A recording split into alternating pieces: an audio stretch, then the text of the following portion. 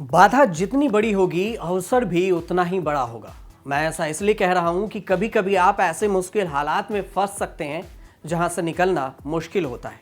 लेकिन कुछ ऐसे भी लोग हैं जो मुश्किल हालात में भी खुद को बुलंद किया और एक नई राह चुनी, एक नया पहचान बनाया और एक नया मुकाम हासिल किया है।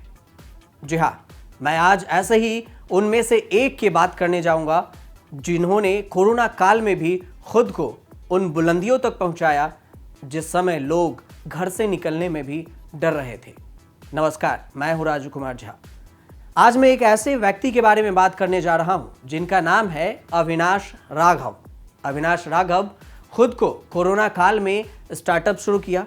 उसके बाद उन्होंने ऐसी कंपनी बना डाली जिससे आज 10 करोड़ से ज़्यादा का टर्नओवर है। वो कंपनी के बदौलत आज पूरे देश भर में जाने जा रहे हैं। कोरोना के बाद हेल्थ और इकोनॉमी के साथ लॉजिस्टिक सर्विसेज भी बहुत हद तक प्रभावित हुई।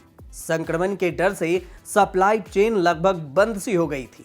लोगों की तरफ से डिमांड आ रही थी, कंपनियों के पास ऑर्डर भी आ रहे थे, लेकिन कोई मूवर्स या कुरियर सर्विस कंपनी काम करने के लिए आसानी से तैयार नहीं हो रही थी।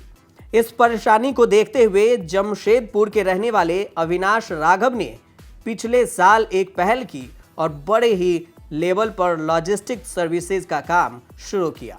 कोरोना काल में अविनाश राघव ने कोरोना के सारे प्रोटोकॉल का पालन करते हुए अपना स्टार्टअप शुरू किया और उनका स्टार्टअप इतना चल पड़ा कि 2 साल से कम के भी वक्त में 10 करोड़ रुपए से ज्यादा के टर्नओवर उनकी कंपनी कर रही है। अविनाश राघव की बात करें तो 43 साल के अविनाश मूल रूप से झारखंड के जमशेदपुर से ताल्लुक रखते हैं। 1999 में इंजीनियरिंग की पढ़ाई पूरी करने के बाद वे दिल्ली शिफ्ट हो गए। यहाँ करीब 7 साल तक उन्होंने अलग अलग कंपनियों में काम किया। इसके बाद साल 2006 में मिडिल ईस्ट कंट्री चले गए। तब से लेकर अभी तक वहीं काम कर रहे हैं। इस दौरान उन्होंने 2 दर्जन से ज्यादा कंपनियों के लिए बिजनेस एनालिसिस और पॉलिसी बनाने का काम किया। इस लिहाज से लगभग हर इंडस्ट्री का उनके पास अच्छा खासा अनुभव है। उसके बाद अविनाश राघव ने अपना स्टार्टअप करने की सोची। उसके लिए उनको रिसर्च की ज़रूरत थी और मार्केटिंग की। उन्होंने बखूबी इसको भी किया और ज़मीनी लेवल पर जाकर इसके रिसर्च किए, मार्केटिंग की कि कैसे लोगों तक एक आम कंपनी अपनी सुविधा को पहुंचाती है, उनके सर्विसेज को पहुंचाने में कौन कौन सी कठिनाई होती है। उसके बाद अविनाश राघव ने भी अपनी कंपनी स्टार्टअप की सोच ली। वाजिब है, जब आप किसी भी काम को शुरू करेंगे तो आपको कठिनाई थोड़ी सी होगी ही, और उस कठिनाई को पूरा करने के लिए आपको तन मन धन से काम में लगे रहना होगा। अविनाश ने भी यही किया और फिर क्या था, कोविड महामारी आपदा में भी उन्होंने एक अवसर चुना और स्टार्टअप शुरू कर दी। शिफ्ट फ्राइट नाम के अपने स्टार्टअप की शुरुआत तो कोविड से पहले ही यानी फरवरी 2020 में शुरू कर दी थी। दिल्ली में सेटअप भी जमा लिया था, लेकिन कुछ ही दिनों बाद कोविड के चलते लॉकडाउन लग गया।